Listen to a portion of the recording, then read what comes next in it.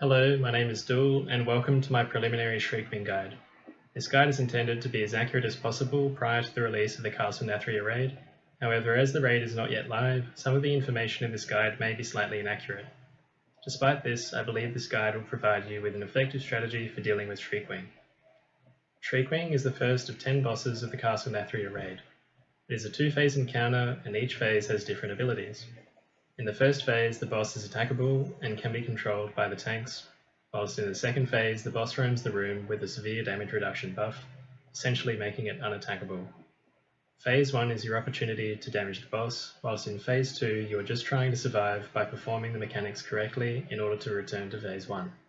There are 5 mechanics in Phase 1 and 3 in Phase 2. Shriekming has an energy bar which gradually fills over the course of Phase 1. When 100 energy is reached, the fight transitions from Phase 1 to Phase 2. The room is fairly large, with 4 centrally located pillars arranged in a square. The boss will first be tanked between 2 pillars, with tanks positioned here, melee spread around the boss, and ranged group near one of the pillars, slightly to the side so they are just in line of sight of the boss. As the fight goes on, the boss will be repositioned between different pillars in a circular fashion, whilst players remain in this formation. These pillars are critical to the management of the first mechanic, Ear-Splitting Shriek.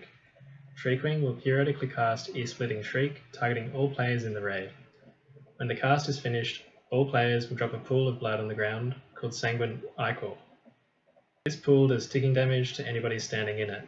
However, this damage doesn't stack with multiple pools. In addition, if the player is in line of sight of the boss, they will take heavy damage. The way that this is managed is that when Ear-Splitting Shriek is cast, all players tightly stack at a point behind the pillar the ranged players are nearest to. Ideally, all players should be tightly stacked, behind but slightly away from the pillar so that there is a gap between the pillar and the pool. This will minimize the area of the pool, as if people weren't to stack, it would look something like this. It will reduce the distance required to move out of it also. And in addition, it will allow space for movement between the pool and the pillar for Phase 2. After this cast is complete, all players should move out of the pool, and the boss should be repositioned between the next 2 pillars. Melee can return to the boss, and ranged should make their way over to the next pillar. As each cast occurs, the boss and the raid will be repositioned in a circular fashion around the room, so as to avoid dropped pools. The other mechanic in Phase 1 that drops pools is Echolocation. Echolocation is cast periodically by the boss, targeting several players with a debuff that lasts 8 seconds. And when it expires, all players within 5 yards, including the targeted player, receive damage, and a pool is dropped at their location. Players targeted with this ability should move their way to the space outward, but between the 2 pillars near where the ranged are. Players should remain close enough that they are not overlapping, but still close enough to minimize the size of the pools that drop. Again, the position of these pools is important for Phase 2, and after it drops, players should return to their normal positions. The mechanic that tanks have to worry about is Exsanguinating Bite. It does direct damage and applies 10 stacks of a debuff that deals damage proportional to the amount of stacks it has. Every time it deals damage, a stack of the debuff is taken away. Tanks should use an active mitigation ability before Exsanguinating Bite is cast, and will require heavy healing that tapers off over time as stacks drop off. The other tank should taunt swap immediately after Exsanguinating Bite is cast. There are only 2 other abilities for Phase 1 that mainly concern healers. Wave of Blood deals unavoidable raid-wide damage, both directly and over time. Healers just need to be prepared for the cast to spam heavy healing on the whole raid. Players can help out also by using defensives at this time. The other mechanic is Blind Swipe, which targets a random player, swiping in a cone, dealing damage to all people up to a distance of 12 yards. All ranged players are stacked 13 plus yards from the boss anyway, so they should not be receiving damage from this ability, but the management of this mechanic for melee depends on the final form on the live game. It comes down to 2 things: if it is instant cast or as a cast time, and if the boss tracks the targeted player, or if the boss remains in place once it starts casting. If it is instant cast, all melee should spread evenly around the boss at max attack range. This minimizes the amount of players caught in any given swipe. Alternatively, if there is a cast time and the boss remains in position as it casts, melee should be stacked close to the boss, and when the boss casts, move to the backside of the boss so as to avoid damage. If, however, the player is fixated, as it is casting, the targeted player should remain in place whilst the other players move away from the targeted player. Keep these 3 strategies in mind and observe for yourself when it goes live the best way it should be handled. When the boss reaches 100 energy, phase 2 will occur. Shriekwing will leap to the centre of the room, knocking everyone back. At this point, Shriekwing gains a buff that reduces all damage taken by 99%, so there's not much point attacking the boss at this time. Shriekwing will alternate between casting 2 abilities and patrolling around the room. Shriekwing will move along 8 possible paths around the pillars, and players must avoid the boss at all times. Shriekwing will alternate between moving along one of these paths and using an ability. If at any time a player comes within 12 yards of Shriekwing, they are instantly killed by an ability Murder Prey. This is why pool management is important in Phase 1. By managing the pools in the aforementioned way, you minimise the distance required to avoid the boss whilst also not taking damage from standing in pools.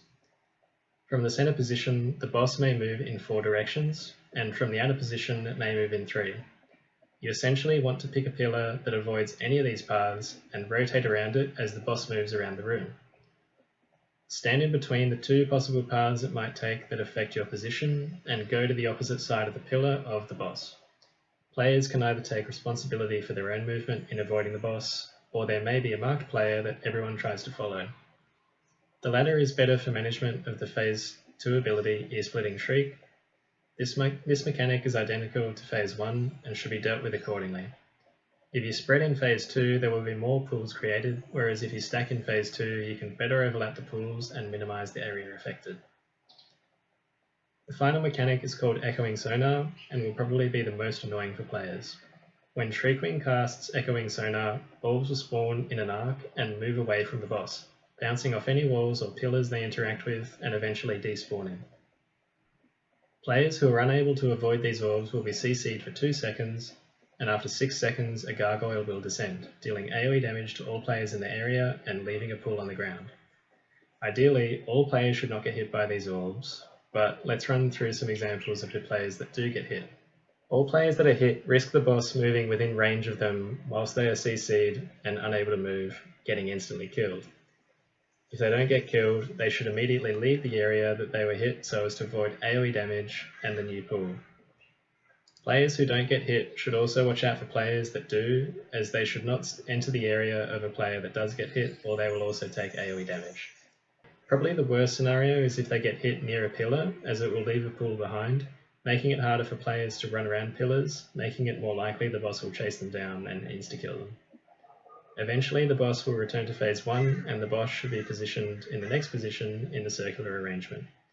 Ranged should move to the next unaffected pillar and melee in usual positions. And that's the fight. If you found this guide to be helpful, there are more like it on the way, so I plan to release a new video every day in the lead up to the raid, so keep an eye out for those. If you found it helpful, please like and comment, and it would also help me a lot, as I'm sure you guildies would be helped a lot too if you were to share these guides in your discords and whatnot. Also, if you're interested in raiding and are on the OCE servers, our guild's always recruiting. We try to educate all of our players, so don't be afraid of joining even if you're a new player, we're very welcoming. If you're interested, please message Emphatic on Bartholus or send him some in-game mail. He's our GM and he handles recruiting. So yeah, my name's Stool, that's it from me. I hope this guide's been helpful, and best of luck in Castle Nathria.